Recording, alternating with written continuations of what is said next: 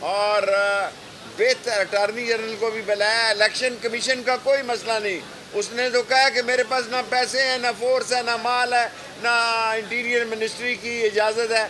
उन्होंने कहा अगर हम ये दे देते हैं तो फिर क्या करोगे, फिर इलेक्शन कराओ, वो 6 महीने बाद फिर तुम बेईमान हो जाओगे।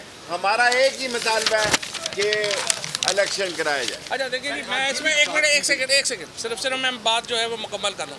अच्छा, हुकूमत का जो बुनियादी क्लेम है वो यही है कि इलेक्शन के लिए हम इसलिए नहीं करा सकते कि पाकिस्तान बहैसियत रियासत जो है वो कोलैप्स कर चुका है और ये हम नहीं कर सकते। इलेक्शन कमीशन ने कहा है कि अगर आप असिस्टेंस दे दें और हमें पैसे दे दें और असिस्टेंस दे दें तो हम कराने के लिए इलेक्शन जो है वो तैयार है।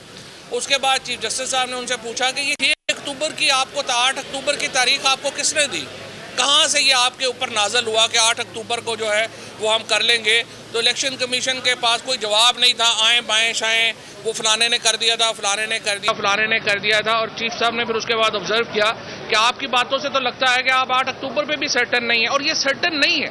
जिस तरह शेख साहब ने भी कहा है, देखिए सारा मकसद ये है कि नामजदगियों के ऊपर पाकिस्तान के अवाम को इक़्तिदार से बाहर रखा जाए। तो नजर आ रहा है सामने लिखा हुआ है जुल्म मिटने के लिए 2 चीजों से मिटेगा भाई।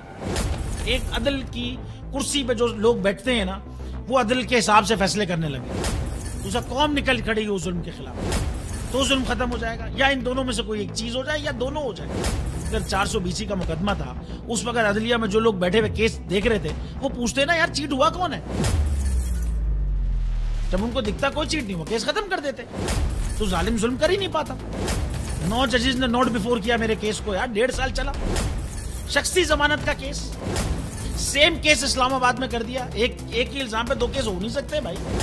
मतलब 60 दिन का वक्त होता है, 102 दिन के बाद मैं जीत गया, केस बरी हो गया, 102 दिन के बाद अपील फाइल की, एक्सेप्ट कर ली। नहीं करते ना एक्सेप्ट, खत्म हो जाता ना जुल्म यार। भरी अदालत में मुझे बरी कर दिया, फिर पता नहीं क्या हुआ, 2.5 घंटे बाद का नोट बिफोर, मैं नहीं सुनता ये केस।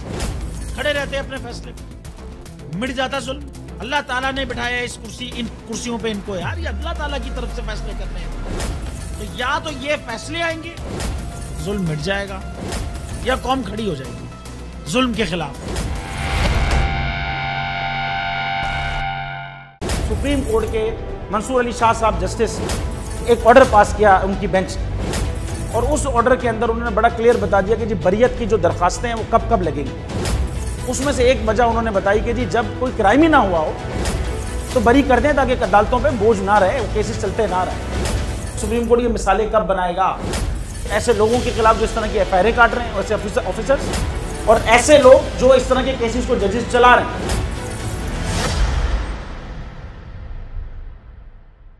रहमत का महीना आ गया है, बख्शिश का सफीना आ गया, होगी मुलाकात उलमाए दीन से,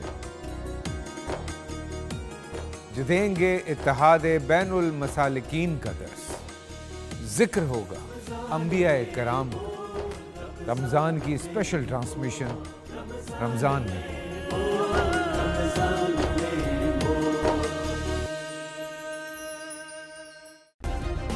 सब्सक्राइब करें और बेल दबाएं ताकि कोई खबर रह न जाए।